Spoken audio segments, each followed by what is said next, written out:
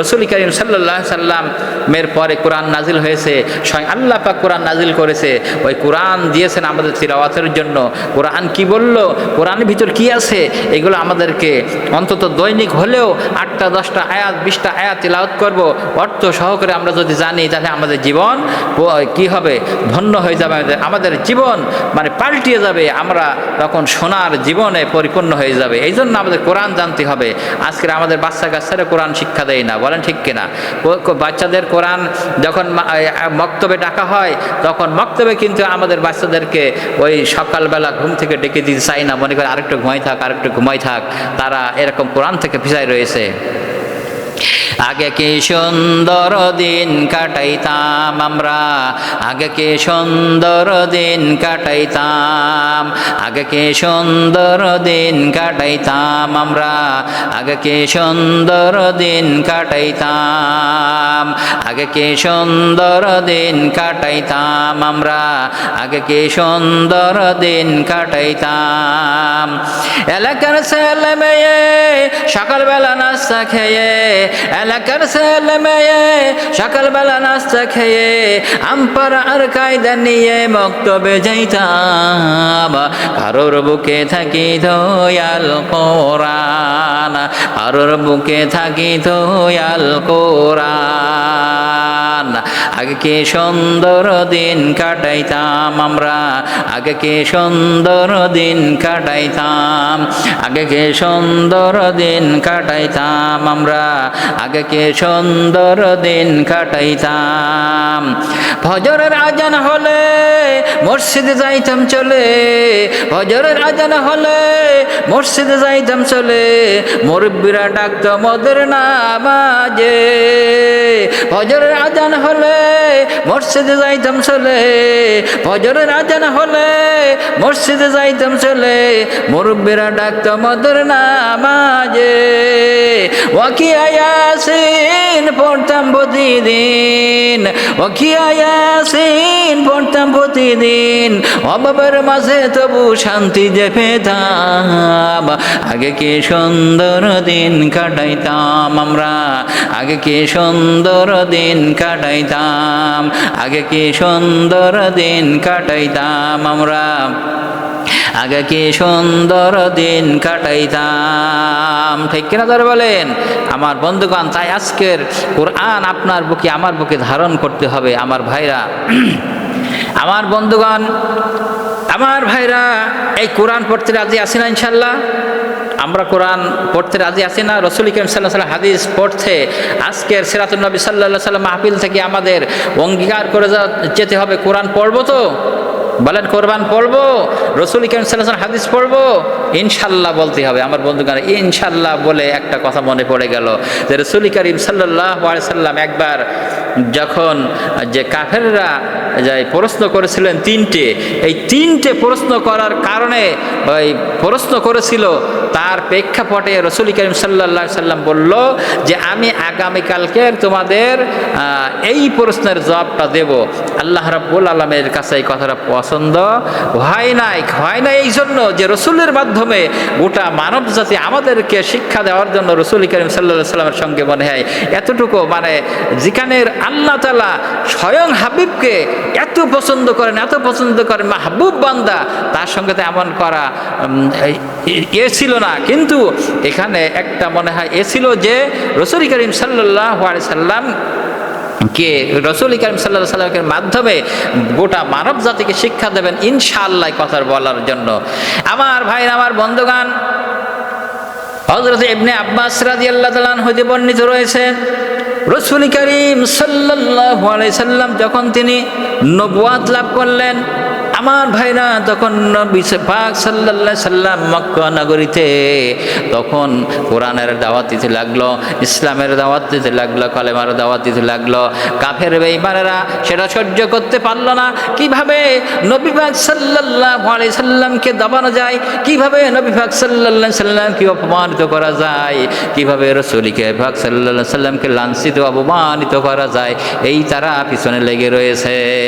আমার ভাইরা আজ পর্যন্ত দেখবেন যারা কোরআনের কথা বলে, আমার বন্ধুগণ যারা আল্লাহ এবং রসুলের পথে চলে, তাদের পিছনে লেগে থাকে এক প্রকৃত লোক আছে, তারা তাদের সবসময় দোষ গুণ এইগুলো বলতে থাকে।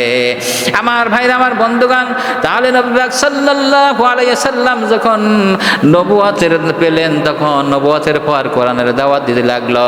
কাফের বেঈমানরা ষড়যন্ত্র করা আরম্ভ করে দিয়েছে। কাফের বেঈমানরা কি করলাম, তারা মিটিং ডাকলো, জরুরি ভিত্তিতে একটা জরুরি বৈঠক ডাকলো। সব কাফেররা একত্রিত হলো, সব কাফেররা একত্রিত হয়ে সবাই পরামর্শ করলো যে রসুল পাক সাল্লাল্লাহু আলাইহি সাল্লাম যে নবুয়ত দাবি করেছে, রসুল পাক সাল্লাল্লাহু আলাইহি সাল্লাম যে কোরআনের দাওয়াত দিচ্ছে, ইসলামের দাওয়াত দিচ্ছে, এইটা রসুল করিম সাল্লাল্লাহু আলাইহি সাল্লামকে কিভাবে ঠকানো যায়, কিভাবে লাঞ্ছিত করা যায়। আমার বন্ধুগণ একে অপরকে পরামর্শ দিতে লাগলো। সর্বশেষ এক ব্যক্তি বলল যে রসুল পাক সাল্লাল্লাহু আলাইহি সাল্লামকে ঠকাইতে গেলে তাকে আমাদের বুদ্ধিতে ঠকানো যাবে না। ওই যে মদিনায় যে একজন পাদ্রী রয়েছে, খ্রিস্টান ধর্ম, খ্রিস্টানদের যে বাইবেল যে বেশি জানে, ধর্ম যাজক রয়েছে, ওই ব্যক্তির কাছে গেলে আমাদের সুপরামর্শটা পাওয়া যাবে। আমরা ওখানে যদি যাই তাহলে আমরা তার মাধ্যমে একটা পরামর্শ পাব। আমার বন্ধুগণ, তাহলে কি করা যাবে? কাফের বেঈমানরা ওইখানে তারা প্রস্তাব দিল, তাহলে ওই মদিনায় যে খ্রিস্টান রয়েছে, খ্রিস্টানের যে ধর্মযাজক পাদ্রী রয়েছে, তার কাছে কে যাবে? তারা সবাই মিলে নাম জারি করলে, তার নাম প্রস্তাব দিল। আমার ভাইরা, কাফেরেরা সিদ্ধান্ত নিল কে কে যাবে। সবাই মিলে প্রস্তাব দিল যে নজর ইবনে হারেস যাবে, আর 2 নম্বরে হলো ইবনে আবি মুয়াইদ যাবে। এই 2 জন যাবে মদিনায়, ওই খ্রিস্টানদের যে পাদ্রী রয়েছে তার কাছে যাবে পরামর্শ নেওয়ার জন্য। সবাই পরামর্শ করে ওই 2 জনকে পাঠাই দিলে। আমার বন্ধুগান, নজর ইবনে হারেসকে পাঠালো, আর পাঠালো কাকে? ইবনে আবি মুয়াইদকে পাঠালো। 2 জন চলে গেল খ্রিস্টান মদিনায়, চলে গেল ওই খ্রিস্টান পাদ্রীর কাছে। ওই পাদ্রীর কাছে যাই সমস্ত সব ঘটনা বলল যে মুহাম্মদ সাল্লাল্লাহু আলাইহি সাল্লাম নামে এক নবী আসছে। তাহলে ওই নবী পাক সাল্লাল্লাহু আলাইহি সাল্লাম তিনি রসুল দাবি করেছেন, আমরা তাকে কোনো অবস্থায় ঠকাইতে পারতেছি না। আমরা তাকে যদি লাঞ্ছিত করতে চাই, অপমানিত করতে চাই, ঠকাইতে চাই, তাহলে কিভাবে আমরা ঠকাইতে পারি? পরামর্শ চাইল ওই পাদ্রীর কাছে। আমার বন্ধুগণ, খ্রিস্টানদের পাদ্রীরা তখন একটা পরামর্শ দিল যে আখির জামানার পয়গম্বর হবে নবী পাক সাল্লাল্লাহু আলাইহি সাল্লাম, তখন সব বিষয় তার জানা থাকবে। তোমরা ওই ব্যক্তির কাছে যেয়ে 3টা প্রশ্ন করবে। যদি 3টে প্রশ্নের উত্তর দিতে পারে তাহলে মনে করবা সঠিক আল্লাহর নবী, আর যদি 3টের প্রশ্নের উত্তর না দিতে পারে তাহলে মনে করবা তিনি নবী না, তিনি হলেন প্রতারক, ধোঁকাবাজি। আমার বন্ধুগণ, সব 3টি প্রশ্ন সব শুনে বুঝে ক্লিয়ার করে চলে আসলেন। এদিকে কাফের বেঈমানেরা মক্কায় সব আনন্দ উৎফুল্ল হয়ে আছে যে খ্রিস্ট মদিনায় গেছে, যে 2 জন পাদ্রীর কাছে, তার কাছ থেকে কি একটা ব্যবস্থা নিয়ে আসে, সবাই একটা ওদিকে আগ্রহ নিয়ে আসছে।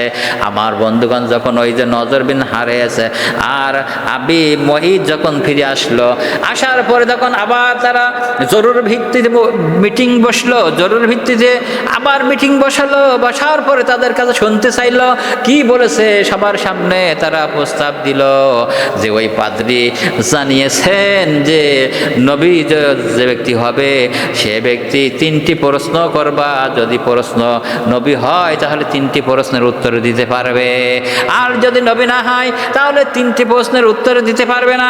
তখন তারা অধিক আগ্রহ নিয়ে বলল যে তাহলে আমরা এই 3টি প্রশ্ন করব। এই 3টি প্রশ্ন কি কি? 3টি প্রশ্ন পাদ্রী শেখাই দিয়েছেন। 3টি প্রশ্ন। কয়টা প্রশ্ন? তিনটা প্রশ্নের কথা শিখাই দিয়েছেন।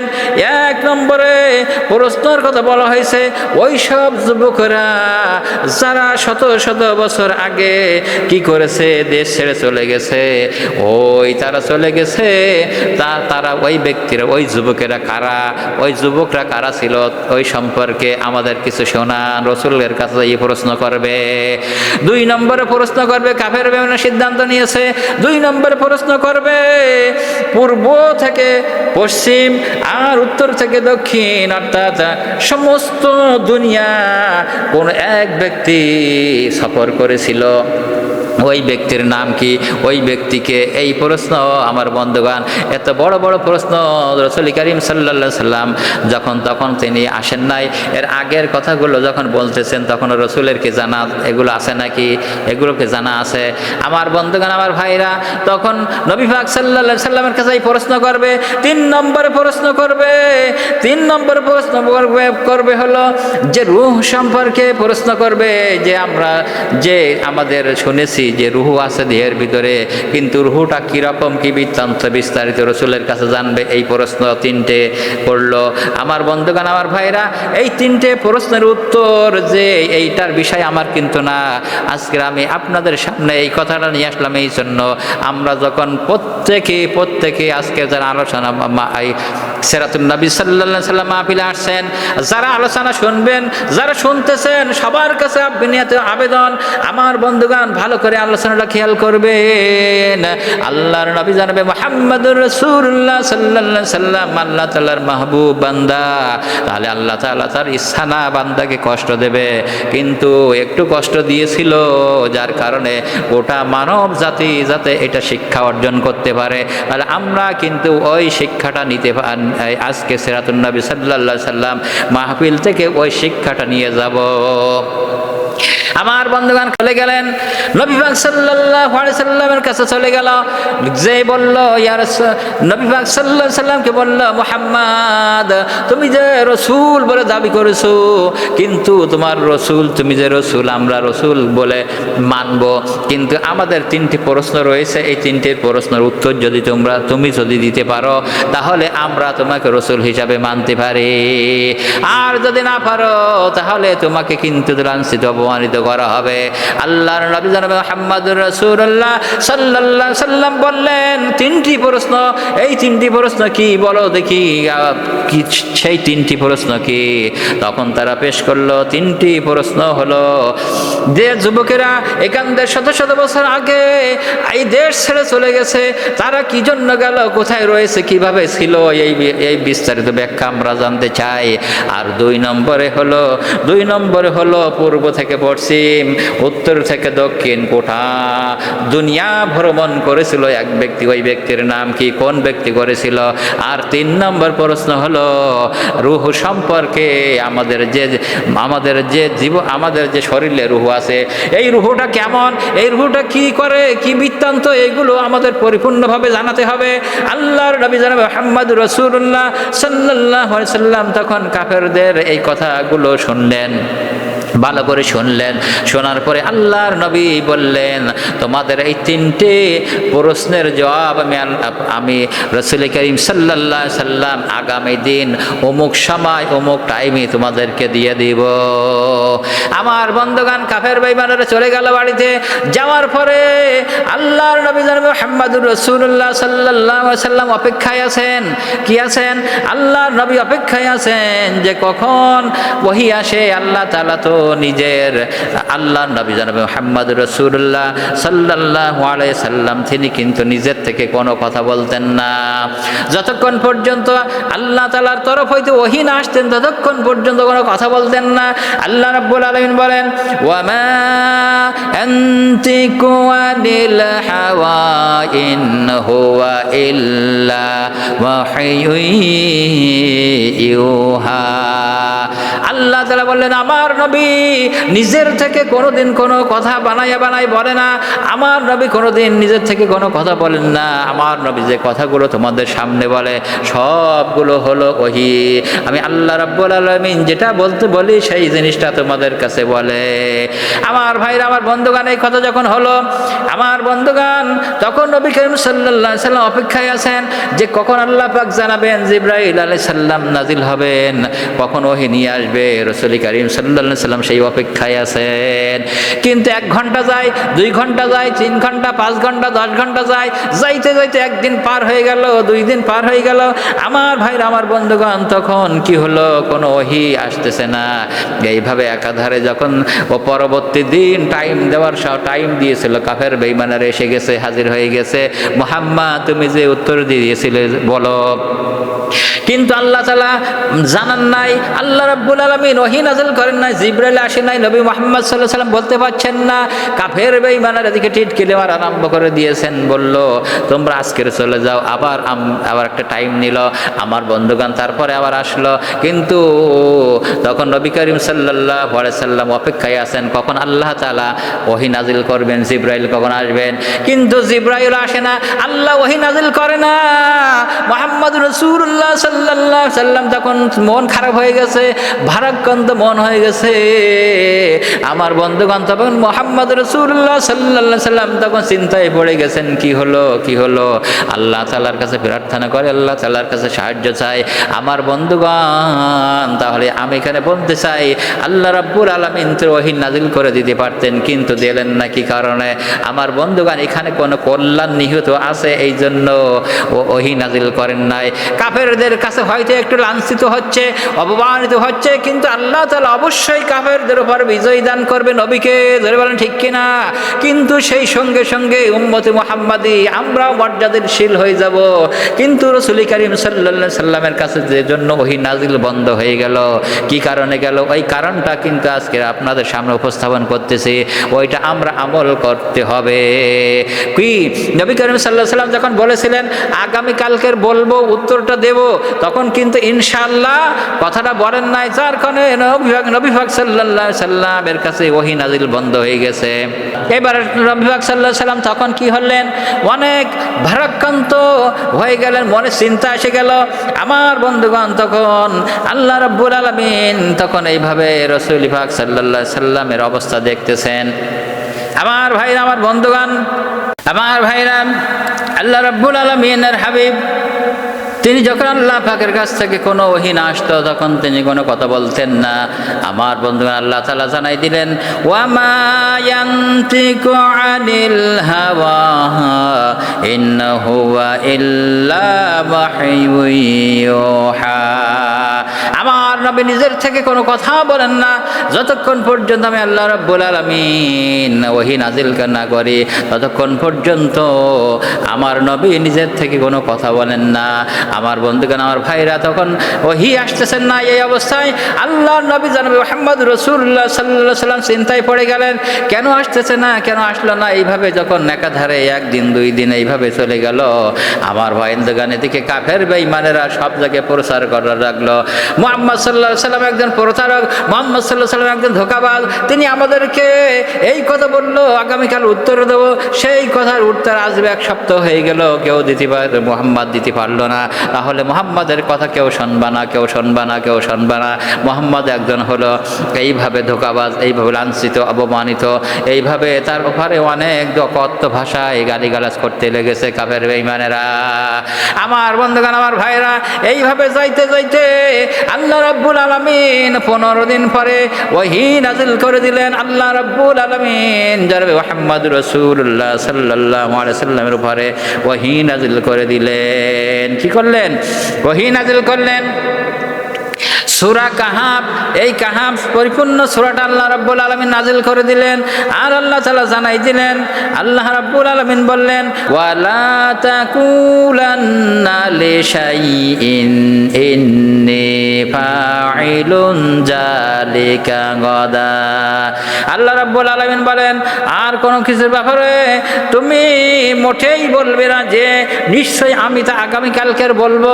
এখানে আল্লাহ রাব্বুল আলামিন বললেন ইল্লা আইয়াশা আল্লাহ, ও নবী অবশ্যই আপনি যখন কথা বলবেন ইনশাআল্লাহ শব্দটা ব্যবহার করবেন। তাহলে এই ওহী নাযিল হয়ে গেল। আল্লাহ রাসূল জনাবে মুহাম্মদ রাসূলুল্লাহ সাল্লাল্লাহু আলাইহি সাল্লাম তখন খুশিতে আনন্দে বাক হয়ে গেল।